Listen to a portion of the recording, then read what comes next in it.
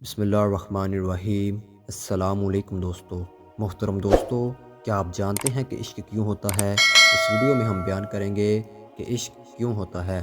امام جعفر صادق علیہ السلام سے کسی نے پوچھا، عشق کیوں ہوتا ہے؟ کسی انسان کو کوئی انسان اتنا اچھا کیوں لگتا ہے کہ اس کے سامنے ساری کائنات کچھ نہیں لگتی؟ امام جعفر صادق علیہ السلام نے جواب دیا، میں نے اپنے بابا، انہوں نے اپنے بابا اور انہوں نے اپنے بابا سے کہتے ہوئے سنا، ہر انسان کے اندر اللہ تعالیٰ کی کوئی نہ کوئی صفت ضرور موجود ہوتی ہے۔ کوئی رحم دل ہوتا ہے، کوئی سخی ہوتا ہے، تو کوئی عادل ہوتا ہے، کوئی شجاع ہوتا ہے۔ انسان اپنے اندر پائے جانے والے اوصاف کی خوشبو کسی دوسرے میں محسوس کرتا ہے تو اس کی طرف مائل ہونا شروع ہو جاتا ہے، اور اس سے بات کرنا، اسے دیکھنا اور اس سے ملنا اسے اچھا لگتا ہے۔